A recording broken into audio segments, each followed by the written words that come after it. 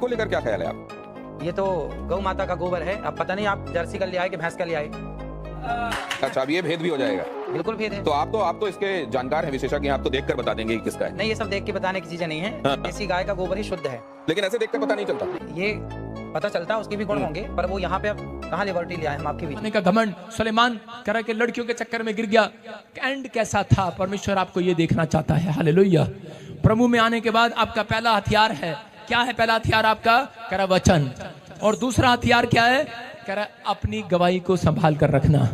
अगर आपने आज फैसला ले लिया कि परमेश्वर मैं अपनी गवाही को संभाल कर रखूंगा, इस धरती पर जितने दिन जिंदा रहोगे, याद रखना शर्मिंदगी नहीं उठानी पड़ेगी यीशु मसीह के नाम में। आप सभी को जय मसीह। मेरे प्रिय भाई बहनों, इस वीडियो में आज हम बात करने वाले अनुरुद्धाचार को लेकर के। हालांकि प्रोफेट बजिंदर सिंह ने बहुत बड़ी बात कही है, उसको हम बाद में देखते हैं, लेकिन यहाँ पर देखते हैं गोबर बाबा को। हालांकि अनुरुद्धाचार जिस तरीके से गोबर भक्ति आप दिखा रहा है, सोशल मीडिया में बहुत सारी बातें कहता है। हालांकि मसीह समाज के खिलाफ बहुत ज्यादा बोलता है, और मसीह खिलाफ को लेकर के जिस तरीके से हिंदुओं के अंदर, जो हिंदू समुदाय के लोग हैं, उनके अंदर नफरत भरने का काम करता है। ये हमेशा बाबा कहीं न कहीं किसी न चीज से ईसाइयों को या फिर मसीह समाज को जोड़ देता है। और ये बाबा के सामने जब गोबर लाया जाता है तो इसको आपने देखिएगा किस तरीके से अपनी बात को टालता है। हालांकि कहता है कि गोबर से फेस वॉश करिए, मुंह धुलिए और बहुत सारे रोग ठीक हो जाएंगे, लेकिन परमेश्वर का वचन क्या कहता है इस पर हम बाद में ध्यान देंगे। पहले आइए इस वीडियो क्लिप को देखते हैं। इसको लेकर क्या ख्याल है आप? ये तो गौ माता का गोबर है। अब पता नहीं आप जर्सी का ले आए कि भैंस का ले आए।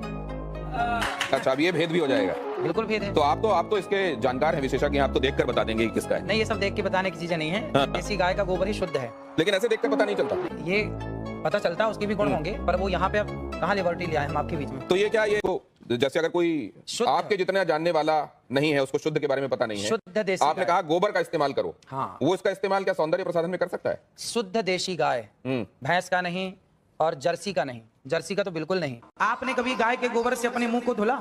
नहीं।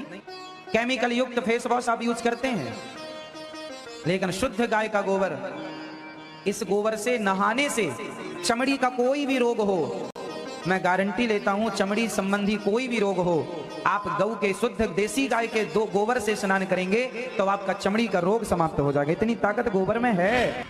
जिसको संतान नहीं होती वो गाय को गेहूं खवाए, और गेहूं जब उसके गोबर से वापस आए तो उसको धुल करके, उसे सुखा करके, उसको पीस करके उस आटे की रोटी बनाकर भगवान को भोग लगाकर वो रोटी खाने से संतान प्राप्ति होती है। जैसे आपने इस वीडियो क्लिप में देखा, तो बाबा यहाँ पे गोबर का हवाला देते हुए बहुत सारी चीजें कहता है कि आप गोबर खाएंगे, करेंगे, वो करेंगे। तो यहाँ पर बहुत सारी बातें कही। अब आइए देखते हैं प्रॉफेट बजिंदर सिंह ने क्या कहा है। इस वीडियो को आप पूरा देखें ताकि हम ये चीज को समझ सके कि परमेश्वर का वचन एक्चुअली में क्या कहता है, सच्चाई क्या और सत्य और मार्ग और जीवन क्या है, और जीवन सच में कौन हमें देता है, प्रभु यीशु मसीह या फिर और कोई अन्य है। तो इस वीडियो क्लिप को देखिए। का घमंड सुलेमान करा के लड़कियों के चक्कर में गिर गया। एंड कैसा था, परमेश्वर आपको ये देखना चाहता है। हालेलुया। प्रभु में आने के बाद आपका पहला हथियार है, क्या है पहला हथियार आपका? करा वचन। और दूसरा हथियार क्या है? करा अपनी गवाही को संभाल कर रखना। अगर आपने आज फैसला ले लिया कि परमेश्वर मैं अपनी गवाही को संभाल कर रखूंगा, इस धरती पर जितने दिन जिंदा रहोगे, याद रखना शर्मिंदगी नहीं उठानी पड़ेगी यीशु मसीह के नाम में। किसी के सामने आज करा याद रखना, ऐसे नहीं, हेलो, ऐसे नहीं, हाथ ऐसे नहीं रहेंगे। करा 2024 में ऐसे देने वाले हो जाएंगे। विश्वास करना आज रात करा परमेश्वर करा कि आपकी भक्ति को, आपकी पवित्रताई को, करा आपकी गवाहियों को कोई और नहीं देख रहा। लोग आप पर लांछन लगाए, लेकिन आपको बद्दा बोले, लेकिन आपको परमेश्वर को कहना, परमेश्वर मैं इंसान को नहीं दिखा रहा, मैं अपनी भक्ति को तुझे दिखा रहा हूँ। हालेलुया। परमेश्वर जानता आपके कैरेक्टर के बारे में, आप कैसे भी हो। परमेश्वर अगर एक पास्टर भी है, करा एक विश्वासी भी है, परमेश्वर मौका सबको देता है। हालेलुया।